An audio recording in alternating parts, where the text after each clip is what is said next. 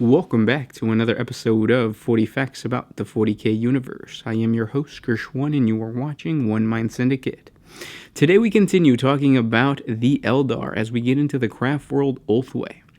If you're new to the channel, subscribe. We post Warhammer 40K content every single day. And of course, if you have any suggestions, just comment down below. And don't forget to check out our huge archive of lore videos, because we might have already created the lore video that you're requesting. It might already be out there. But with that said, let's get into 40 facts on the Craftworld of Ulthwe. Ulthwe, whose full name is actually Ulthana Shelwe, which means the Song of Ulthanash in the Eldar lexicon, is one of the largest remaining Eldar craftworlds that survived the fall of the Eldar.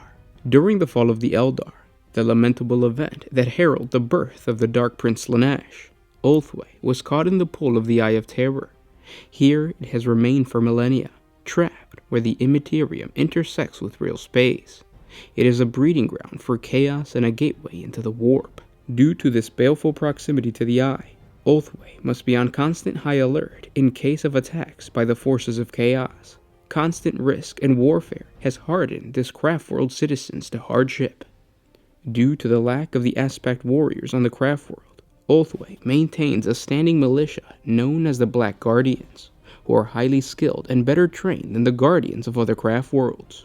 Craftworld Ulthwe is home to many of the most powerful psykers in the galaxy. The Eldar of Ulthwe cast themselves as sentinels, keeping an endless vigil over this dreaded gulf. There, elite cadres of Farseers keep watch for the many and varied guises of chaos, for Ulthwe's many talented psychics can foresee future events with a great precision than those of other craftworlds. This foresight has allowed them both to preserve their line and thwart their eternal enemies, the forces of the Great Enemy. Ulthwe uses such future knowledge often to the detriment of other races, always acting to preserve the Eldar, whatever the cost.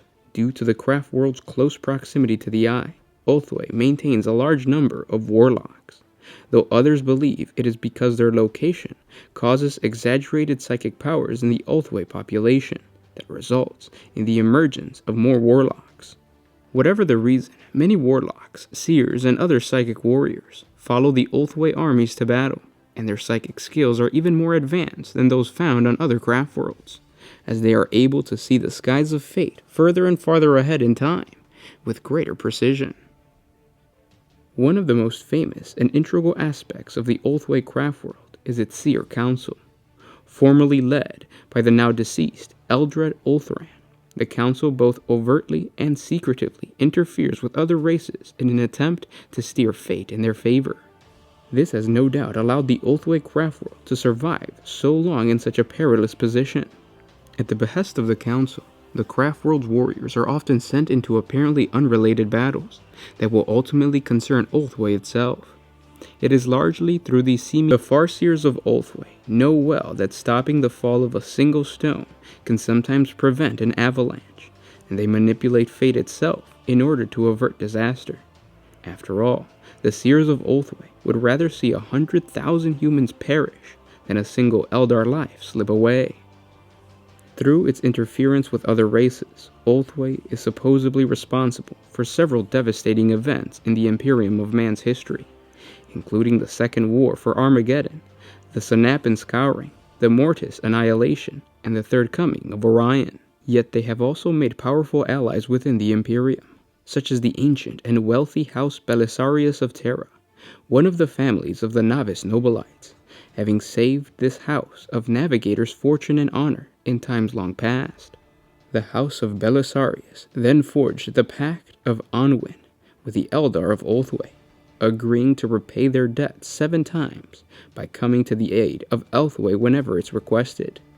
In the 10,000 Terran years since the pact, the House of Belisarius has been called to repay 5 of the 7 debts. As a consequence of having more psykers than other craftworlds, it has few aspect warriors, instead relying heavily upon standing armies of citizen troops known as Black Guardians. These fearless soldiers hold back the advance of the Chaos Hordes in 100 different locations, striking with serpentine swiftness from hidden webway portals across the Segmentum Obscurus. Supporting these troops are an assortment of vehicles and elite units armed and equipped with advanced Eldar technology. Ulthwe also employs a large number of Psykers on the battlefield, sometimes in the form of Seer Councils, consisting of multiple Farseers and Warlock bodyguards. The Seer Council, or Seers, will use their potent powers to destroy the minds of their enemies, shape the battle's course to their favor, and perform other tasks to ensure their victory. However, every time the Seer or Warlock delves into the warp to harness its powers to their favor, they risk their own minds. Many have been lost to the terrors of the warp. Ulthwe armies may strike fast and hard in the form of an Ulthwe strike force, a highly mobile unit of Ulthwe power, in which units are highly mobilized by utilizing jet bikes and other fast vehicles, which enable the force to strike quickly and decisively through the webway gates and vanish as quickly as they appeared. The sight of an Ulthwe force is a brooding dark image filled with the air of mourning and suffering. Ulthwe's force main color is an ominous black, and most Ulthwe vehicles and warrior armor is this color. This is often contrasted with spotted colors and patterns of bone white, golden yellow, and dark red. It is whispered by those of other craft worlds that the Eldar of Ulthwe have been damned by their proximity to the Eye of Terror, exaggerating their psychic potential. Those of Ulthwe know instead they are the bulwark between the survival of their race and utter destruction. This craft world's world rune, the Eye of Isha, symbolizes the sorrow of Isha, the fertility goddess from whom the Eldar believe they descended. Isha, it is said, wept bitterly when Ozuran, the king of the gods, ordered her separation from her mortal children. The god Vol forged her tears into glittering spirit stones so that her grief might not be in vain. Today the warriors of Ulthwe bear this symbol as their sigil, a reminder of the godhood they lost long ago. And those were 40 facts on the craft world of Ulthwe.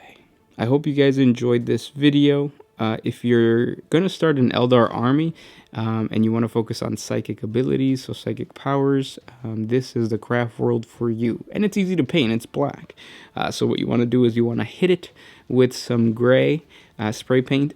You want to hit it with some black spray paint and then hit it with some like lighter, I should say darker red, darker black, kind of like gray, like quick spurts, and then maybe add a wash, pick out the details, and you're done. Or you can be all crazy and like go really in depth into it. I know when it comes to Eldar, the big thing might not be psychic abilities. I feel like it's still like range and your jet bikes or your speeders, because you can maneuver a lot. But comment down below if you're an Eldar player on the battlefield, so on the tabletop.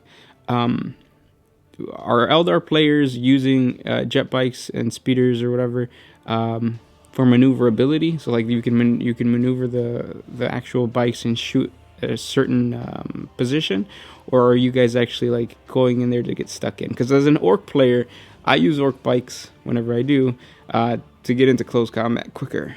But of course, I don't know if Eldar are good in close combat. Comment down below with your tactics for your Eldar army.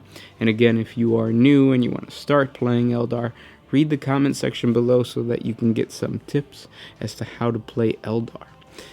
If you guys have any suggestions for other Eldar craft worlds, we've only covered 2, I want to say. So it's Beltan and Ulthwe. I think that's it. But if so, any other suggestions for Eldar race, so it really doesn't have to be the craft world. If there's any other topics of 40K pertaining to the Eldar that you guys would like us to cover, just comment down below and we'll try to get a video up for you. If you guys like our videos and you want to support us a little bit more, jump on over to Patreon. A simple $1 a month helps us create more videos for you, and it helps us out a little bit as well. You get extra videos too. I think that's what I wanted to say. It's getting late, guys, so I'll see you tomorrow. This is Gershwan with One Mind Syndicate, signing out.